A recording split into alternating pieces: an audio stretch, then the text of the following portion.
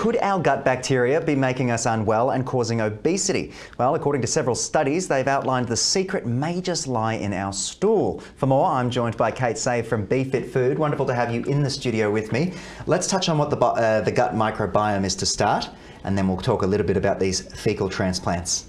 So the gut microbiome is our entire bacteria that's within our body, but it's not just bacteria, it's protozoa, it's even some viruses, there's fungi, so it's anything that is in this gastrointestinal tract from mouth to anus, predominantly in the large intestine, that actually helps our body function, so it's complementary to our body. However, there can be some dangerous bacteria in there as well. Okay, so let's touch on what these fecal transplants are currently used for. I've heard this talked about in the past.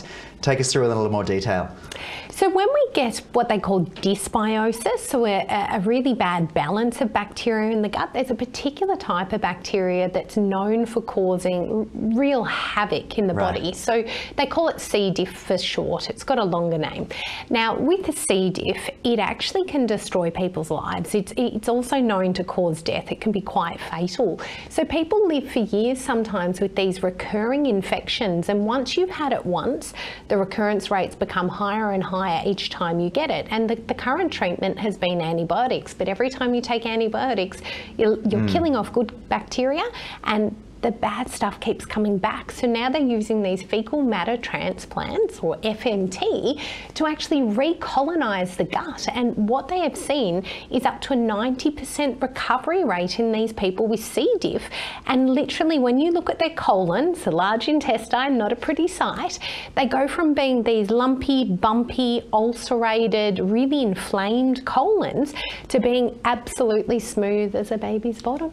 Interesting. Okay, and as we were showing me off air before some of the procedures, I was getting a little woozy. Let's talk a bit about the studies that in rats taught us about weight gain, I guess, in a Western diet, and how it can be mediated with one of these transplants. Tell us what you've sort of read and seen. Yeah, look, there is so much research out there in the way of these fecal matter transplants, and most of it is inconclusive. So if anyone says they've got the answer to the gut microbiome and what probiotics to take and what transplants to have, they don't, because the research is just not there and it's not conclusive. C. diff it is, but when we start looking at these rat and mice studies, they've actually seen that when they overfeed rats or mice, either sugar or fructose or even artificial sweeteners, and they become obese, they can actually do a fecal matter transplant with a lean mouse and put the lean bacteria back into the obese mouse and reset their weight back to their regular weight, or they can take the bacteria or the feces from the rat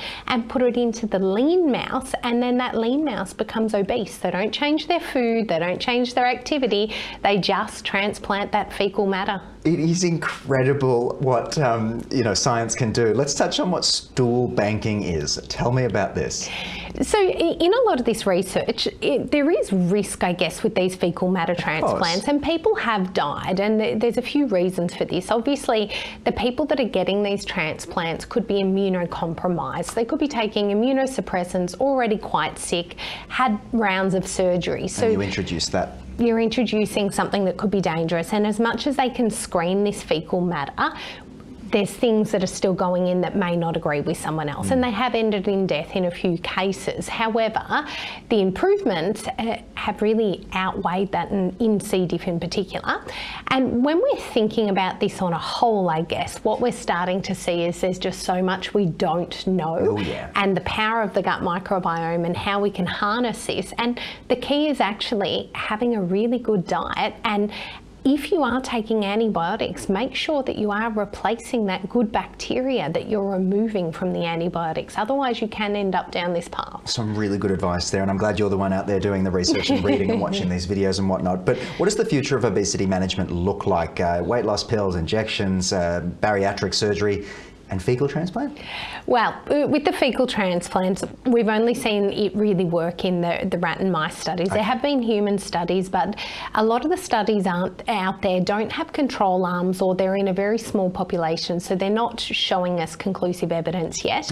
What they're wanting to look further into is particular species. So rather than doing a fecal matter transplant of every type of bacteria that's in that gut, that could be thousands, it might be specific types of bacteria that people need need. So actually drilling down to which bacteria is more beneficial.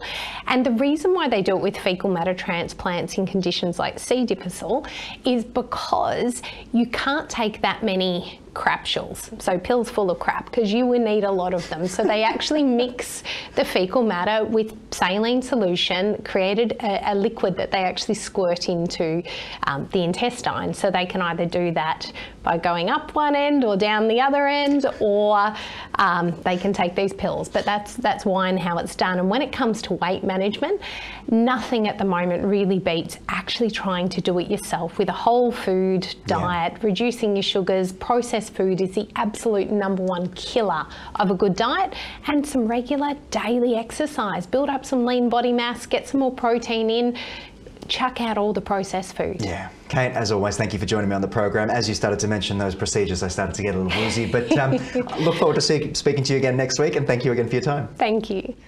And of course, thank you to all of you for joining us here. I hope you've learned something from our discussion thus far. Go and do your research, find out what all of this is about. I look forward to seeing you again soon. Stay healthy and be well. You're watching Ticker. We'll have more in just a few minutes.